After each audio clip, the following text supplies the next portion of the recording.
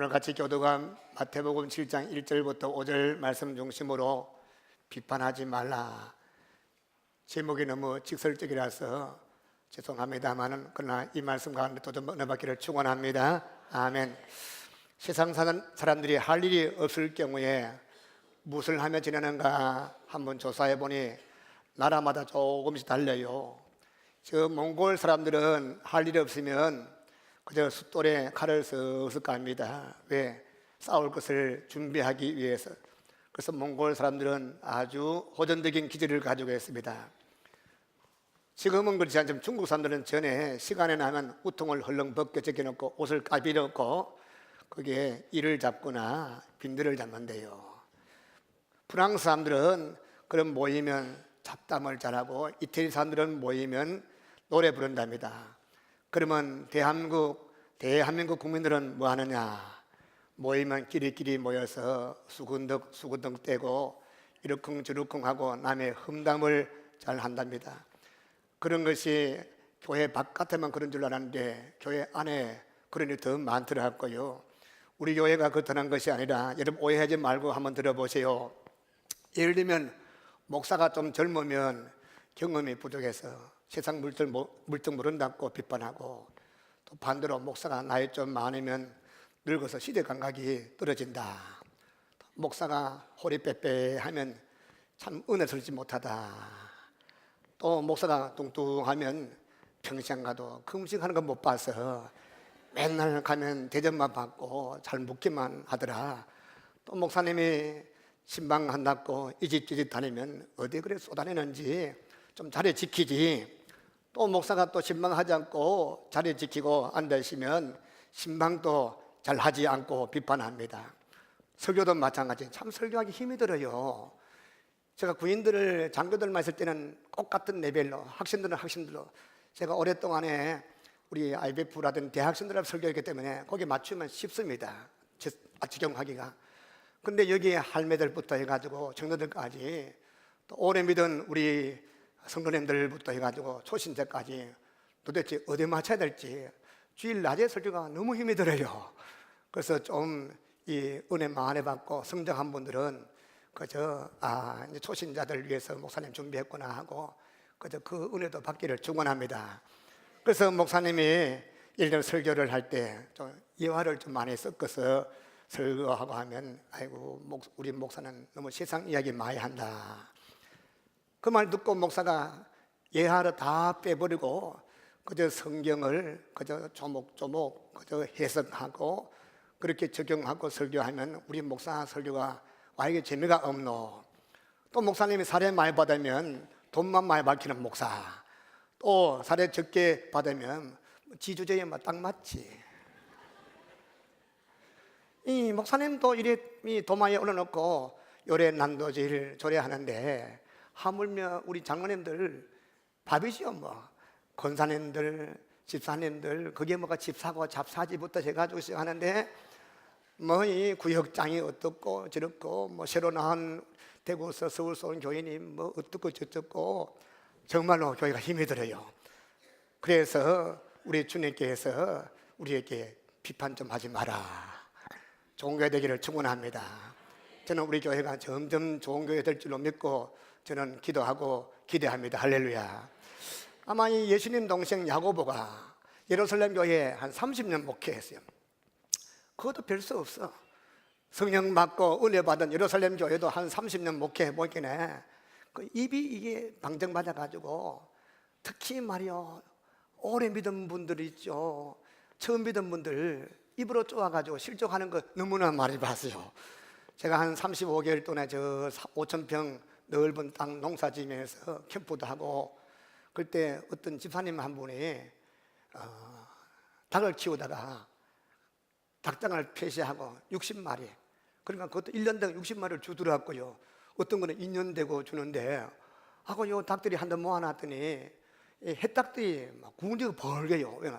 묵은 닭들이 지는 알도 못 놓으면서 햇닭들이 알로만 궁지에 벌어지잖아요. 그럼 막 쪼아가지고 궁지가 벌는 거 있죠.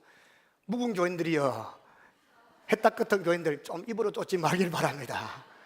그저 이래 뭐 눈 감고 담아지고 꼬꼬요 하면 아이고 예쁘다 알랐네 하고 그 예루살렘 교회가 참 힘들어요. 그래서 이 예루살렘 교회에 야고보가 뭐라 했습니까? 1장 26절 스스로 경건하다고 생각하면서 자기 혀를 재갈 먹이지 못하는 그런 자는 자기 마음을 속이고 이 사람의 경건은 헛것이라. 나는 예수 잘 믿는다고 하고 나는 중직자라고 하는데 혓바닥을 함부로 놀리는 사람은 경건하지 못하다. 아직도 멀었다. 저는 어느 교회에 가거나 가면 그분이 오래 믿고 아니면 초신자고 그분이 장로님이고 권사님이고 그건 별로 안 봅니다. 한 달, 두 달 대화해보면 입이 묵직한 분 있어. 저 한마디 던져놓으면 한 번 더 하면 안 나오면 있어. 그런데 한마디 들으면 이제 완전히 KBS가 돼가지고 온 동네 방네 누가 캤나 뻔하지만 누가 캤지 답이 딱 나와요. 그런 분들은 아무리 목사님 아니라 총회장이라도 주님께서 기뻐하지 아니합니다. 여러분 우리 혀에 재갈 먹이기를 바랍니다. 함부로 혀가 돌아가지 않도록 다윗까지 기도하십시오. 내 입술에 파수꾼을 세워주십시오. 칼을 주고 창을 든 그런 파수꾼이 입만 벌리게 만봐라 죽인다. M16 들고 입만 벌리게 만봐.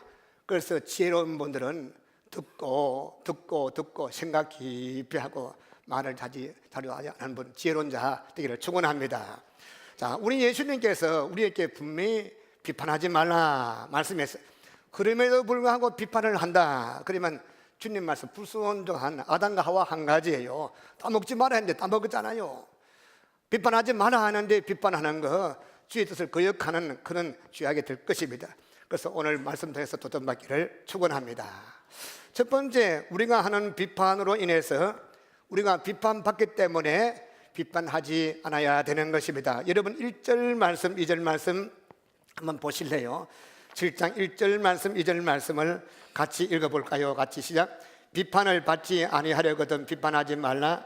너희가 비판하는 그 비판으로 너희가 비판을 받을 것이요 너희가 헤아리는 그 헤아림으로 너희가 헤아림을 받을 것이니라. 우리가 다른 사람을 비판하게 되면 더불어서 우리 자신이 비판을 받게 된다. 여러분 다른 사람 비판할 때 손가락이 요래잖아요. 이렇게 하면 이렇게 비판하면 한 개는 상대방 앞에 이렇게 가는데 한 개는 하나님 앞에 쭉 올라갑니다. 나머지 세 개는 내한테는 가. 한 마디 비판하면 세 마디가 내게 오고 그것이 위에 쌓여가지고 하나님 앞에 가면 다 심판받을 것이라. 그래서 이 비판을 한다는 것은 상대방을 비판하는 것이 아니라 하나님이 인간을 지을 때 자기 형상으로 만든 그 사람을 지으신 그 사람을 비판하고 다른 사람 비판하고 다른 인격을 비판할 때는 그 사람을 지으신 그 사람 비판하는 하나님을 비판, 불경죄가 된다. 그러므로 다른 사람 비판할 때는 늘 하나님 설 때 내가 어떻게 할 것인가 생각하고 말을 하기를 축원합니다. 그리고 방금 말씀드린 화살 한 개 쐈는데 시계가 날라온다. 그래서 나는 데려주는데 말로 받는다 생각하시고 늘 지혜롭게 깊이 생각하고 또 기도하고 묵상하고 이 말을 할 것인가 안 할 것인가, 이 말하면 주께 영광이 되는가 많은 분들 은혜가 되는가 생각해야지 그 말을 하게 되면 온 교회가 쑥대박 되는 거 생각하지 않고 뱉어버릴 때가 얼마나 많습니까? 이 르네상스 시대의 유명한 화가 여러분 잘 아는 레오나르도 다빈치가 최후의 만천을 그릴 때 했습니다. 근데 예수님의 그림을, 예수님 얼굴을 그리다가 옆집 사람하고 막 대판 싸웠어요. 도무지 그림이 안 그려집니다. 기도해도 안 되고 금식해도 안 되고 너무 힘이 들어요. 그래서 깊이 반성해 보니까 아하, 내가 옆집 사람하고 싸웠더니 안 되는구나. 찾아가서 참으로 손을 내밀고 용서를 구하고 손을 내밀고 내가 미안합니다. 먼저 화해를 청하고 나니 마음의 평안함 다시 회복되었어요. 그래서 예수님 그림을 완성했다는 그런 일화가 있습니다. 우리가 다른 사람을 비판하고 남을 헐뜯게 되면 첫 번째 현상 뭔지 압니까? 마음에 평안이 없어요. 마음에 답답해요. 그래서 마음속에 평안이 없고 답답하면 내 마음속에 예수님의 형상이 흐려지지 않습니다. 예수님 바라보고 싶어도 예수님 보이지 않습니다. 그러므로 말미암아 우리는 비판하지 말고 남을 칭찬하고 남을 높이고 남의 장점을 드러내고 위해서 기도해주고 축복하는 입되기를 축원합니다. 여러분 산에 가서 등산할 때 여러분 참 존경합니다. 오늘 왜 교회 나왔어요? 얼마나 좋습니까? 기름 까딱 넣어가지고 아들, 딸, 손자한테 해가지고 요 뭐 가까이 문정도 가고 좀 멀리는 저 대연산도 가고 가면 많고 돈 좀 있으면 일찍 가면 티켓팅 해가지고 지도 가면 얼마나 좋습니까? 근데 안 간 여러분들 주님 축복이 있을지어다 할렐루야. 그런데 그럼에도 불구하고 오늘 목사님한테 연락도 안 하고 산에 가서 야호가 뭔지 압니까? 난 몰랐는데 여호와가 야호래요. 주여 하다 야호 하면서 야호하고 야 이놈 새끼야 하면서 이놈 새끼야 하고 애가 웁니다. 엄마 누가 나한테 욕해. 칭찬해봐. 나 너 사랑한다 하면 사랑한다 메아리. 우리가 늘 남을 사랑하고 칭찬하고 남에게 참 좋은 말로 남을 그렇게 얘기하면 그 말에 빙빙 돌아서 본인이 들으면 나한테 내게 돌아오는 그런 일이 생기는 것입니다. 여러분 예수님이 늘 그런 삶을 살았어요.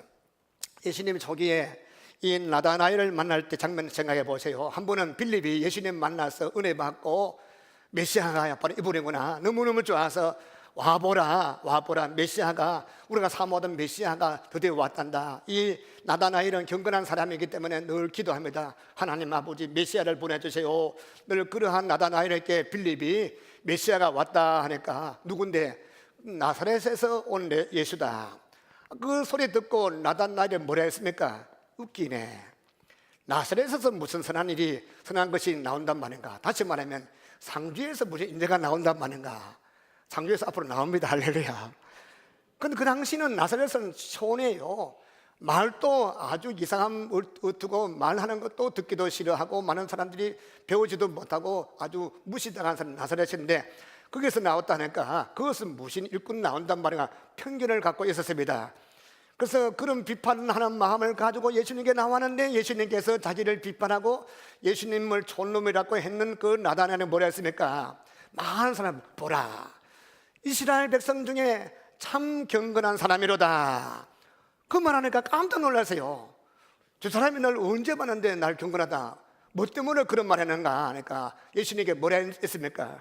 네가 무화과나무 아래에 앉아서 늘 메시아를 사모하고 나라 위에 기도하고 늘 눈물로 기도한 거 하나님께서 보시고 내가 널 보았다. 그 말 하니까 아무도 모르는 줄 알았는데 아무도 자기 기도하는 걸 모르는데 예수님이 그걸 아시고 칭찬하니까 그때 꼬꾸라져가지고 그때부터 평생 동안에 예수님의 제자가 되었습니다. 여러분 우리가 남을 칭찬하고 다른 사람이 부족한 것 많더라도 그분 장점을 좋은 걸 드러내가지고 축복하면 장점만 드러나고 단점은 없어지고 그분과 관계가 회복되고 교회가 점점 좋아지고 할렐루야. 원하시면 아멘. 또 우리가 남을 비판하면 피할 수 없는 것이 있습니다. 반드시 하나님의 심판을 피할 수 없다는 것. 그래서 야고보서 2장 13절 말씀 긍휼을 행하지 않으는 자에게는 긍휼 없는 심판이 있으리라. 다른 사람을 비판하고 다른 사람을 요구하면 나중에 주님께서 거기에 합당한 심판하겠다 그런 말씀이에요. 그래서 우리가 남을 비판하면 세 가지 현상이 나타납니다. 첫 번째는 내 양심이 날 공격하고 두 번째는 다른 사람의 비판을 받게 되고 세 번째 하나님 심판을 받게 된다는 사실. 그래서 예수님은 우리들에게 너희는 비판하지 마라. 여러분 하나님 앞에 설 때 잘했다 참 예수님 닮았다 칭찬받기를 축원합니다. 원하십니까? 아멘. 그 다음 두 번째 우리가 비판하지 말 이유는 우리 인간에게는 원칙적으로 비판할 수 있는 자격이 없어요. 3절 4절 뭐라고 말씀하고 있습니까? 3절 제가 읽고 4절 읽어주시겠습니까? 3절 어찌하여 형제 눈 속에 있는 티는 보고 내 눈 속에 있는 들보는 깨닫지 못하느냐. 4절 시작. 보라 내 눈 속에는 들보가 있는데 어찌하여 형제에게 말하기를 나로 내 눈 속에는 티를 빼게 하라 하겠느냐. 남을 비판하는 사람은 장님이 윽가서 안각 의사 되겠다 미친 사람이죠. 지 눈도 안 보이는데 무슨 안각 의사 된단 말이야. 다시 말하면 너는 더 큰 결점 가지고 있는데 어떻게 작은 다른 사람 결점을 비판할 수 있냐 그런 말씀이에요. 여러분 사람은 누구나 다 결점이 많아요. 여러분이 이 목사님 주일날 넥타이 메고 설교하니까 아주 목사님은 경건하고 어릴 때부터 목사님 아들이고 또 사촌간에 목사가 16명이나 있다 하고 거룩한 집에 태어나시니까 욕도 세운 건 한 번 안 해보지. 나중에 한번 제 간증 한번 할까요? 까디비지입니다. 지금 요만큼밖에 안 해놨어요. 저를 아는 분은 지금도 고등학교 동창들은 조승래가 목사가 된 것은 세계 7대 아이러니컬 하는 일 중에 하나다. 좀 과장해서 그렇겠지만 하여간 저는 제가 너무 잘 알아요. 어느 누구도 들치면 다 하나님 앞에 부끄러운 건 많습니다. 그럼에도 불구하고 하나님께서 여러분 사랑하시면 할렐루야. 하나님 은혜 앞에 그저 겸손할 뿐이지 다른 비판할 그런 자격은 아무도 없어요. 평가하고 비판은 하나님만 할 수 있는 거예요. 하루는 예수님께서 제자들과 함께 사마리아 지방 가게 되었습니다. 시간이 돼가지고 어두구두해가지고 더 갈 수가 없어요. 그래서 한 동네 들어가가지고 잠 좀 재워주세요 하니까 동네 사람이 쫓아내고 안 된다고 밀어냅니다. 그때 성질 급하고 우레 같은 번개 같은 야고보 요한이 뭐라 했습니까? 화를 내면서 이 몹쓸 동네에 불을 확 내려가지고 굽어 죽이겠다고 이런 말을 하니까 예수님이 들으시고 그런 말 하지 마라, 조용해라. 다른 동네 조용하게 가신 예수님, 다시 말하면 사마리아 사람들의 티를 볼 줄 알면서 자기 눈에는 들불을 보지 못하는 것 책망하신 예수님. 헬라 속담에 아주 재미있는 얘기가 있습니다. 사람은 누구나 자루 2개가 있는데 그 짊어지고 갑니다. 이 자루 2개에다가 앞에 하나 걸치고 뒤에 걸치고 가는데 앞에 빈자루는 뭘 드느냐? 거기에는 앞에 자루에는 가면서 내 허물을 집어넣습니다. 집어넣고 점점 많아지면 무겁겠죠. 뒤에 허물은 뭐냐? 남의 허물을 넣습니다. 내 허물을 넣습니다. 내 허물을 넣. 근데 이게 말이에요. 남의 허물을 넣고 하면 무거워서 앞으로 깨 넘어질 것 같은데 아무리 집어넣어도 끄떡도 없어요. 왜 그런가 하면 내 허물이 워낙 많다 보니까 남의 허물을 아무리 넣어도 내 허물보다도 적다는 것입니다. 여러분, 이것이 인생입니다. 남을 비판하고 남을 욕하고 남에 대해서 평가하는 분들 한번 들춰볼까요? 없습니까? 얼마나 많습니까? 아무도 하나님 앞에서 우리가 흠이 없는 사람이다 말할 자 아무도 없습니다. 단지 하나님 은혜로 용서받았을 뿐이죠. 그래서 우리는 이 교훈을 생각하면서 다른 분에 대해서 이렇다 저렇다 비판할 자격이 없는 것입니다.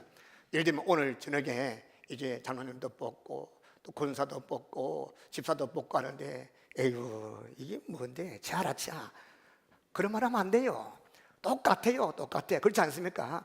하나님께서 이번에 또 세웠구나 부족하면 기도해 주세요. 그렇죠?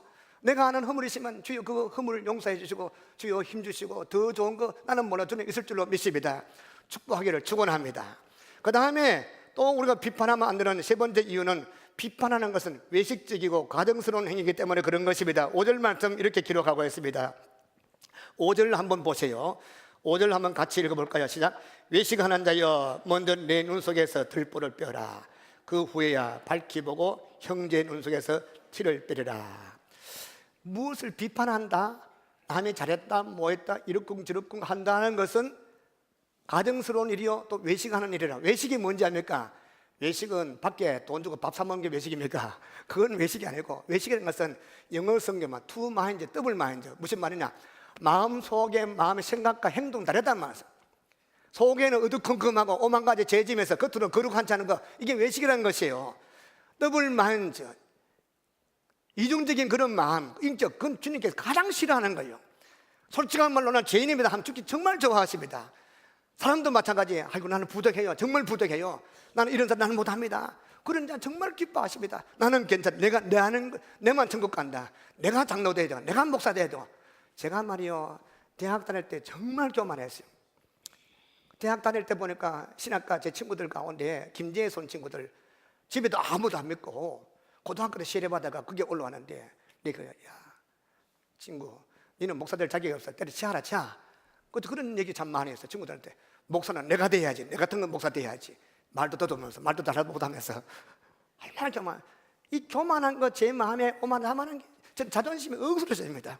지금도 혹시 제 한번 건드려 보십시오. 이 재미있는 형사 나타날 겁니다. 저도 보도 못한 그게 막 티 나옵니다. 그래서 우리 아내는 알아요. 자존심 잘 안 건드려요. 그런데 이거 아직까지 남아있는데 저는 정말로 막 엄청났습니다. 근데 깨지고 아마 제가 육사 나와서 장교되고 장군 됐다면 아마 대한민국 팔아먹었을 것 같아요. 처음부터 제가 갈 때부터 보병장구 가려고 안 먹었어. 이 정부부터 가서 돈을 많이 한 40전에 한 40억을 해먹으려고 마음먹고 들어갔어요. 왜 그런가 하면 좀 죄송하면 저희 권사님 아들이 그때 간부 후보생 나오는데 소령인데 돈을 많이 먹었더니 뭔가 했더니 장교되니까 돈을 많이 먹었더라고요.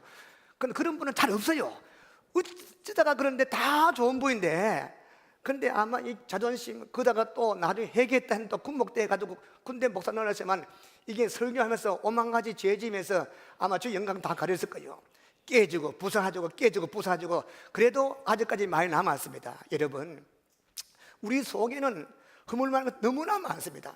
저는 그래도 한 가지 감사한 것은 속에 넣고는 못 살거든요.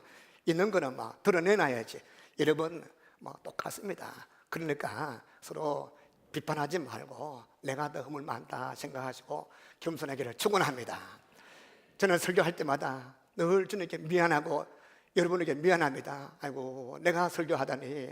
그래서 친구들 가운데 대한민국에서 목사가 되는데 참으로 목사 될 사람 없는가 보다. 조선내가 목사 된 거 보니까. 근데 하나님의 은혜입니다. 여러분이 예수 믿고 구원받는 저 은혜 믿으시기 바랍니다. 두 사람이 하나님 전에 올라갔습니다. 한 사람은 바리새인이고 하나는 세리죠. 바리새인이 성전에 앞에 가서 손들고 기도합니다. 오 하나님 아버지, 나는 다른 사람같이 도색하지도 아니하고 불의도 행하지 아니하고 간음도 행하지 아니하고 저 뒤에는 세리같이 돈도 떼먹지 아니하고 나는 일주일에 이틀씩 금식도 하고요, 11조도 한 번도 먹은 적도 없고 주일날도 한 번도 성수주일 피한 적도 없고 주여 참은 나와 주님 감사합니다 이렇게 했는데, 그 기도하고도 마음 답답해요. 응답이 없어요. 근데 저 뒤에 세리는, 요고동 문을 세리는 그저 매국 놀았고, 요고동 세리는 더보지도 못하고 신발 벗고 들어오는 교회에 이 신발장 옆에 여름에 냄새나는 신발장 옆에서 무릎 꿇고 얼굴 들지 못하고 가슴을 치면서 하나님, 저는 죽을 죄인입니다. 저를 불쌍히 여기십시오. 가슴을 치면서 기도하는데 마음이 편안한 거였죠. 주님이 그 기도를 들었습니다. 은혜를 부어주었습니다. 마음이 편안합니다.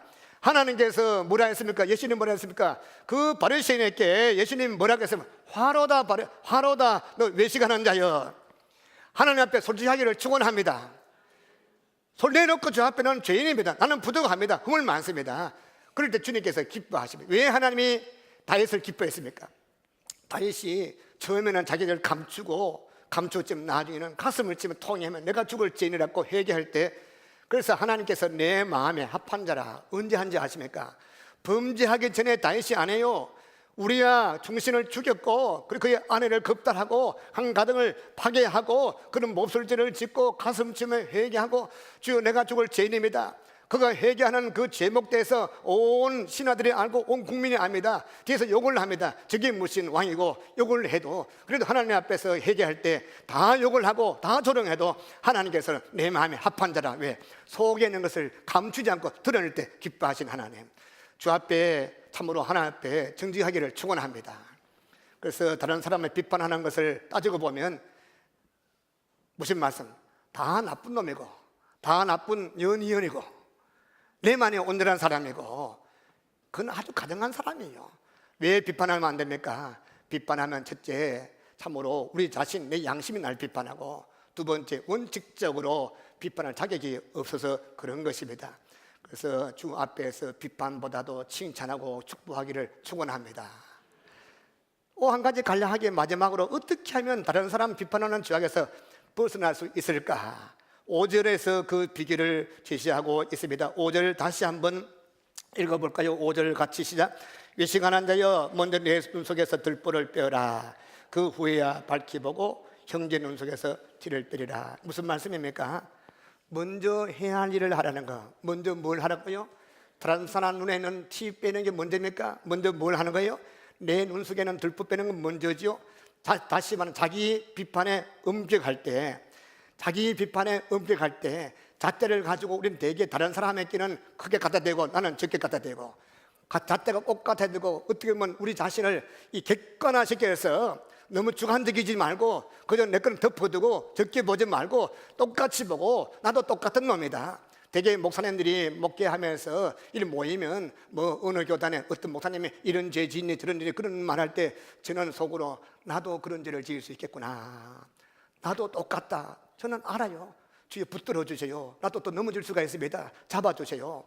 늘 나 자신을 주 앞에 무릎 꿇면서 주여 안 잡아주시면 나도 넘어집니다. 그분보다 더 큰 죄를 지을 수 있습니다. 이런 마음 가질 때마다 주님께서 힘주십니다. 할렐루야. 말씀 맺겠습니다. 유명한 성 어거스틴이 관장하던 수도원 식당에 가면 이런 글귀가 있습니다. 이 식탁은 다른 사람에 대해서 이야기하는 자를 환영하지 않는다. 다른 사람에 대해서 이룩쿵저룩쿵 말하는 사람은 아예 식당에 들어오지 마라. 그런 말. 사실 우리 교회도 그렇고 식당에 밥을 시켜 먹고 이빨 쑤시면서 이 카페 가가지고 하는 일이 뭡니까? 은혜 받은 간증합니까? 가만히 녹음해볼까요? 뭐요? 하면 이번에 누가 나오는데 뭐 어쩌고 저쩌고 좋은 말보다도 별로 좋지 않은 말, 이번 내가 한 주간 일어난 얘기 들어보면 다른 사람 얘기하는데 칭찬보다는 이런 말 저런 말, 이제 밥을 시켜 먹고 이 쑤시고 커피 마시면서 이런 말 저런 말 할 때 속이 시원합니까? 주께서 기뻐하지 아니합니다. 그래서 이 수도원에서도 그런 일이 있었는가 봐요. 그래서 어거스틴이 이 수도원에서 남을 비판하고 이런 말을 하려거든. 들어오지 말아라. 그 다음에 그 밥그릇에 글을 새겨놨습니다. 이런 글을 새겨놨어요. 형제여, 먼저 네 눈 속에서 들불을 빼넣어라. 그래서 밥 먹을 때마다, 이 식사할 때마다 그릇 보면서 네 눈 속에 있는 들불을 빼넣어라. 그래서 늘 자기 자신을 성찰하고 자기를 돌아보는 시간. 우리 기독교 2000년 쫙 내려오면서 참 안타까운 일이 있어요. 물론 이 중세의 기독교가 타락해서 흙길로 갔을 때 말씀으로 돌아가자, 오직 말씀, 오직 돌아가자, 그건 잘한 것인데, 그래 하다 보니까 기독교 2000년 내려오면 좋은 전통을 많이 잃어버렸어요. 그 중에 한 가지가 자기 성찰하는 거. 물론 기도원은 있는데 기도원은 리트리트 센터 달라요. 그 리트리트 센터 가면 거기 가면 성경만 한 권 딱 들고 나갑니다. 그리고 라디오도 컴퓨터도 또 모든 거 다 내놓고 시계도 다 내놓고 거기 가면 들어가서 3박 4일 동안에 절대로 말하면, 그래서 벽마다 그림인데 입술을 끊고 쉿쉿쉿 이러면서 성경 보면서 계속 자기를 돌아보고. 저는 우리 교인들이 기도원 가서 주여 하고 막 나무 뿌리 뽑고 그런 것도 중요하지만, 기도원에 가든지 우리 수양관 조찬에 가서 금식하면서 하루 이틀 3일 자기를 돌아보는 그런 삶을 산다면 한 해가 가면 갈수록 점점 성숙 주의 모습 이럴 줄로 믿습니다. 하기를 원하시면 아멘. 원하는데 금식은 못하겠어요. 금식 안 해도 괜찮아요. 가서 자기를 돌아보는, 그래서 그렇게 우리 자기 일을 돌아보는 이런 게 너무너무 기독교가 부족한 것 같아요. 개토릭은 그래도 비정의 집도 있고 그런 이 수도원에 있어 가지고 들어가서 자기 성찰을 많이 하는데, 이제 우리 기독교도 어떤 기도원보다도 어떻게 보면 자기 성찰하는 그런 리트리트 센터 같은 게 필요한 것 같아요. 가서 늘 자기를 돌아보고. 그래서 고린도서 10장 말씀 뭐라고 말씀했습니까? 거기서 이런 말씀했지요. 과거에 백성들 이스라엘 백성들 지은 죄목, 살인하고 간음하고 남을 죽이고 또 이런 죄 저런 죄 오만 가지 하나님께 대적하는 그런 죄 쫙 내놨는데, 그 중에 한 가지가 뭐 나왔습니까? 이 수군수군 원망하는 그런 제목도 나오는데, 그래서 그걸로 삼아라 하는데, 많은 목사님들과 성경 해석자들이 큰 죄부터 적은 죄까지 차례차례 나왔거나, 제일 적은 죄가 뭐냐? 남을 비판하고 원망하고 입으로 수군수는 죄가 가장 적은 죄다. 아닙니다. 성경 말씀에 지은 모든 죄, 남을 죽이고 간음하고 오만 가지 죄를 지은데, 간음하고 우상숭배하다가는 23,000명밖에 안 죽었지만은, 근데 남을 비판하고 남을 원망하다가는 여호수아 갈렙에는 다 죽었지 않습니까? 이만큼 무서운 게 기뻐하지 않은 것이 이것이 원망이에요. 그래서 여러분, 입으로 비판하고 원망하게 되면 첫 번째 어떤 현상이 생기냐면, 목사님 말씀이야 마음에 안 부딪혀와요. 그러니 출애굽기 16장 31절 말씀 보면, 광야에서 농사도 지을 수 없는 그곳에 하나님께서 아침마다 만나를 주셨지요. 만나가 맛이 있습니까 없습니까? 맛있죠. 왜? 맛이 있으니까 만나지요. 근데 만나라는 것은 만후라는 것이 만후, 이게 뭐고 처음 보는 건데 이게 만후에 거기서 나온 것이 만나. 근데 만나라는 것은 얼마나 맛있는가 했더니 출애굽기 16장 31절 말씀 보니까 꿀섞은 가자같이 맛있다 했어. 하나님께서 내일 또 줄 테니까 오늘 것만 갖고 가라 했더니 욕심부려가 사흘치 나흘치 갖고 와서 먹고 놔뒀더니 냄새 나가지고 벌레 챙기고 난리 났습니다. 그만큼 맛있으니까 막 갖고 나가는 거예요. 그런데 그 맛있는 만나도 백성들이 광야에서 기적을 체험하고 은혜를 체험하고 가는데, 아이고 차도 안 태우고 비행기도 안 타고 타박타박 걸어가 힘들잖아. 힘드니까 입에서 원망 나와요. 모세 원망하고 여호와를 원망했더니 그 다음 말씀이 뭐라 했습니까? 그 만나 맛이 기름 섞은 가다, 기름에 튀긴 니글니글한 맛 같다 했어요. 만나가 바뀐 그 다음에 또 10장 더, 민수기 10장 더 넘어가게 되면 21장 넘어가게 되면 그 다음부터는 돌 씹는 것 같다. 이게 뭐 태하면서 못 먹겠다. 악한 말로 입으로 여호와를 원망하다. 여러분, 하나님의 말씀이 비록 재미있고 없고 따라서 말씀이 듣게 되면 성경 읽는 순간부터 마음에 은혜가 되고, 할렐루야. 원하시면 아멘. 저는 우리 교회가 설교 전에 벌써 들을 때부터 은혜가 되고, 성경 봉독할 때부터 은혜가 되고, 마음의 말씀 내용 자체보다도 말씀 듣는 가운데 벌써 내 마음에 성령의 생수가 펑펑 나오고, 이런 내적인 경험하기를 축원합니다. 참 평강, 참 기쁨, 이런 은혜가 없으니까 끌고 나가니까 안 갈라 하는 거죠. 은혜 받기를 바랍니다. 지금 우리 성문께 은혜 부어주고 있습니다. 저는 믿어요. 제가 받기 때문에. 받을 때마다 저 이건 뭡니까? 니만 받는 게 아니라 다 받는다는 거예요.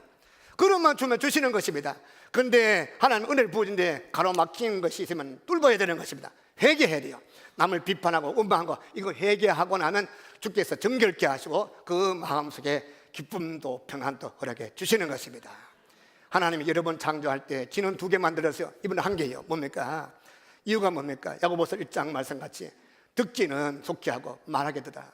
듣는 것은 많이 듣고 말할 때는 적게 말하고, 잠언 말씀같이 7번 듣고 생각하고 말은 어쩌다가 한 번씩 말하고, 주 앞에 설 때에 칭찬받기를 축원합니다. 우리 교회, 서문교회 앞으로 좋은 게 되기를 소망합니다. 누가 만드느냐? 하나님 축복하지만 우리가 열심히 말씀 순종할 때에 비판하지 않고 축복하고 위해서 기도하고 서로 사랑할 때 주님께서 그 교회에 넘치게 축복하시는 축복이 여러분과 제게 우리 교회 있기를 축원합니다.